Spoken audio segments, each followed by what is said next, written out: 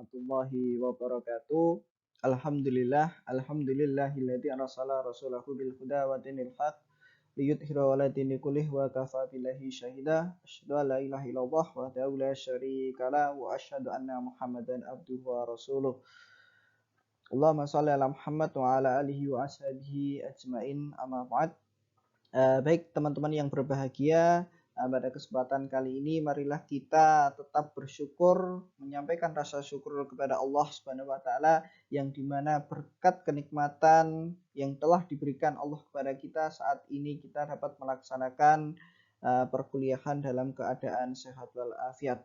Kedua kalinya salawat dan salam semoga tetap tercurah kepada baginda Nabi Muhammad sallallahu alaihi wasallam yang dimana kita harapkan syafaatnya di yaumil kiamat kelak.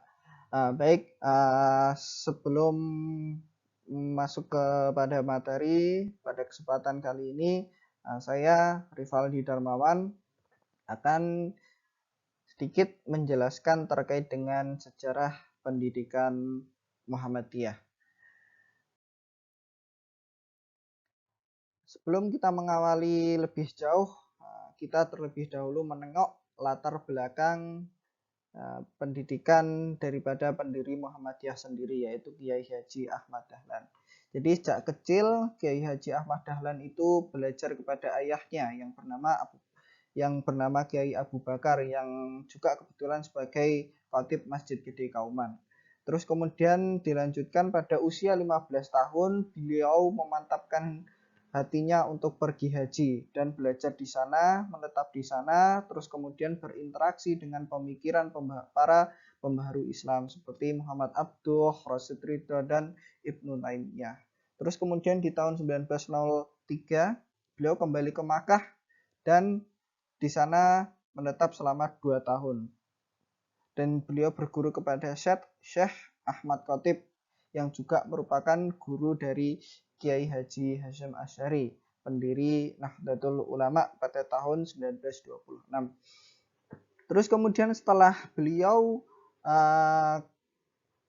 ke Makkah, terus kemudian beliau kembali ke Indonesia tahun 1909, beliau belajar terkait dengan organisasi. Oleh karenanya beliau masuk kepada perkumpulan Budi Utomo. Terus kemudian di tahun 1912-nya tepatnya di 18 November 1912 beliau berhasil mendirikan organisasi yang bergerak di bidang dakwah amar ma'ruf nahi mungkar yang hingga kini kita kenal dengan nama Muhammadiyah. Terus selanjutnya peran Kiai Haji Ahmad Dahlan dalam pendidikan. Jadi Ahmad Dahlan itu pernah mengajar di Quick School Belanda yang dulu itu nama pendidikan pada masa penjajahan itu dinamakan Quick School. Ya, Quick School yang diajar oleh Kiai Haji Ahmad Dahlan ini bertempat di Yogyakarta. Terus di samping mengajar Quick School, beliau juga mengajar sekolah pribumi yang bertempat di Magelang. Terus kemudian di tahun 1906, Kiai Haji Ahmad Dahlan ditetapkan sebagai guru agama di Kauman dan diangkat sebagai khatib agung di Yogyakarta. Nah, terus kemudian setelah menjadi guru agama, beliau mengubah sistem pendidikan pesantren pada masa itu yang hanya mengandalkan pelajaran agama. Terus di sini dalam hal ini Kiai Haji Ahmad Dahlan itu menyumbangkan pemikirannya untuk membuat pesantren itu penting untuk mempelajari ilmu-ilmu umum dan mengajarkan, dan juga di satu sisi Kiai Haji Ahmad Dahlan juga mengajarkan pelajaran berbahasa Belanda di sekolah-sekolah keagamaan. Terus pada tahun 1918-nya beliau mendirikan Quick School Muhammadiyah yang sekarang dikenal dengan nama Sekolah Kader Persyarikatan yang diberi nama Madrasah Mu'allimin Muhammadiyah Yogyakarta yang bertempat di Patangpuluhan, daerah Wirabrajan. Terus kemudian untuk yang perempuannya dinamakan Madrasah Mu'allimat Muhammadiyah Yogyakarta yang itu bertempat di Suronatan. Jadi sebelum titik nol itu ada gang kecil yang namanya Suronatan. yang dekat dengan kauman. Di situ tempatnya Madrasah Muallimat Muhammadiyah Yogyakarta. Dan terus kemudian kita beranjak kepada kenapa Muhammadiyah itu mendirikan pendidikan. Yang sudah disebutkan di awal tadi bahwasanya Muhammadiyah di samping bergerak di bidang dakwah, Muhammadiyah juga bergerak di bidang sosial dan pendidikan. Nah, kali ini kita akan membahas kenapa Muhammadiyah itu mendirikan pendidikan. Yang pertama itu ada faktor internal, ya. Faktor internalnya ada 4, yaitu kondisi masyarakat pada saat itu yang masih memegang teguh animisme dan dinamisme, yaitu percaya kepada hal-hal gaib, ya, yang dipercaya mampu memberikan kekuatan seperti pohon besar, seperti keris, seperti larung staji dan lain sebagainya. Nah, terus kemudian keterbelakangan kaum pribumi khususnya dalam hal pendidikan. Nah, ketika zaman penjajahan itu sekolah untuk pribumi itu masih sangat awam dan masih sangat jarang. Oleh karenanya Kiai Haji Ahmad Dahlan tergerak hatinya untuk mendirikan sekolah khusus orang-orang yang terbelakang. Terus kemudian kondisi pendidikan pesantren yang pada saat itu hanya mengajarkan ilmu agama tanpa mengajarkan ilmu umum.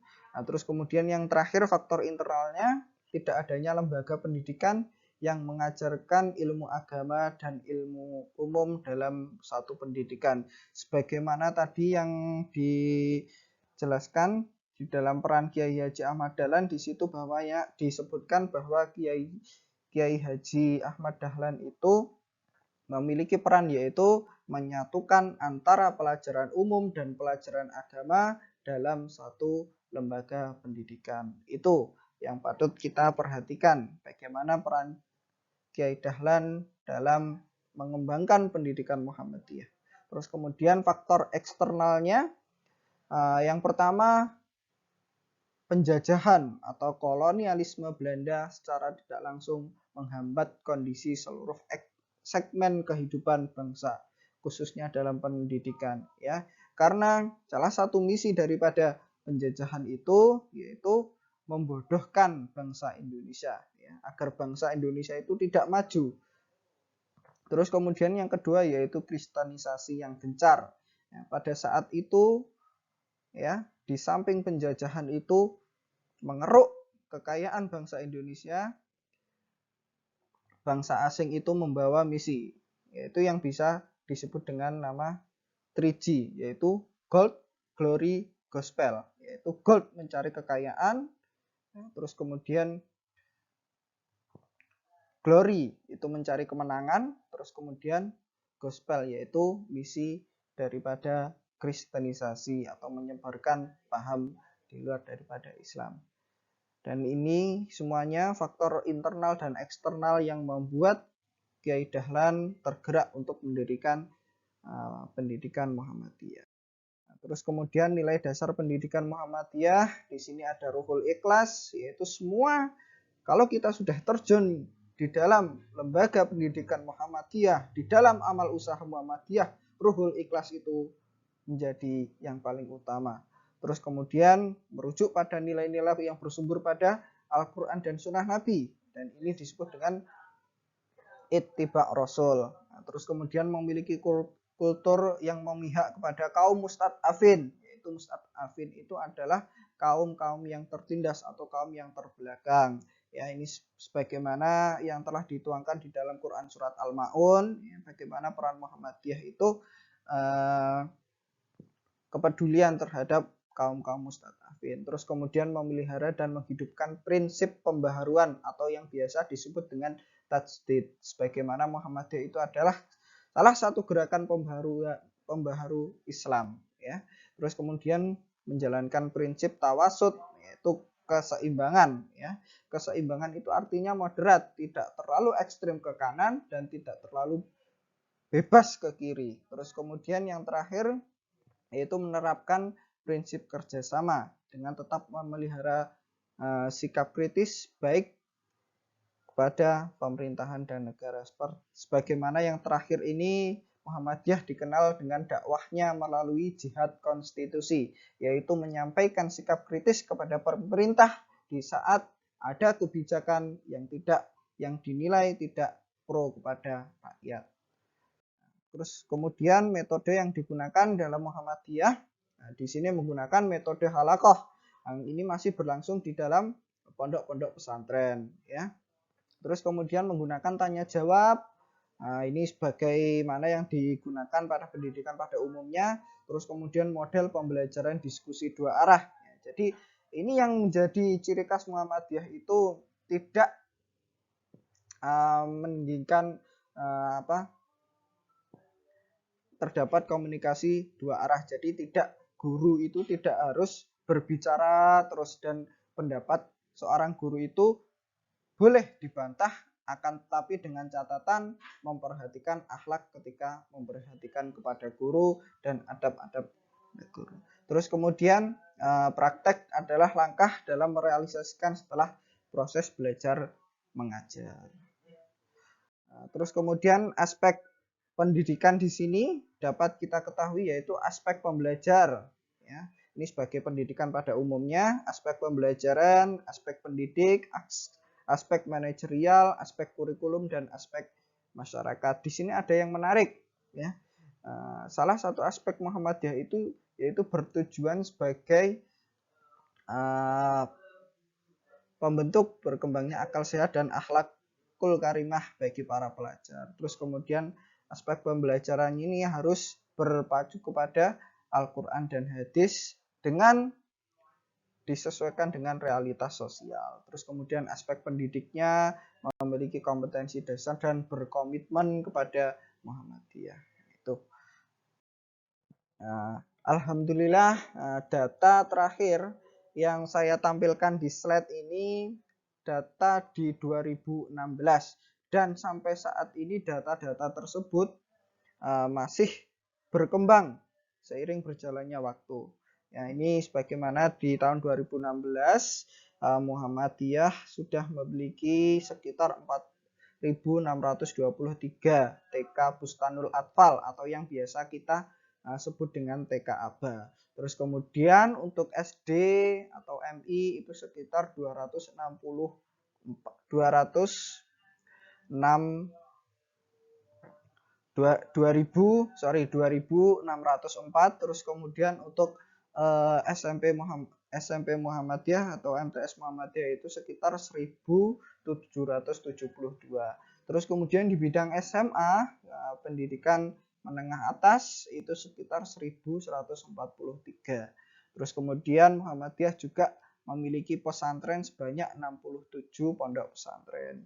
Dan yang lebih mencenangkan lagi, Muhammadiyah sampai saat ini memiliki sekitar 172 perguruan tinggi. Itu yang menjadi catatan terakhir. Akan tetapi sekarang sudah di tahun 2021 yang dimana amal usaha Muhammadiyah baik di bidang pendidikan, di bidang sosial, di bidang keagamaan semakin tahun akan mengalami pertumbuhan yang semakin pesat.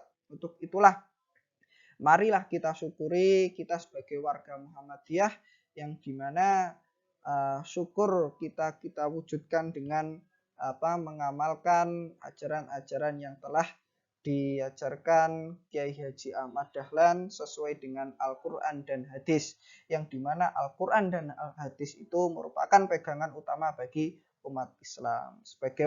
Sebagaimana Muhammadiyah, majunya Muhammadiyah pada saat ini itu akibat dari berpegang teguhnya Muhammadiyah kepada Al-Quran dan hadis, kemudian disesuaikan dengan realitas sosial yang terjadi saat ini. Itulah yang membuat Muhammadiyah pada saat ini akan berkembang pesat.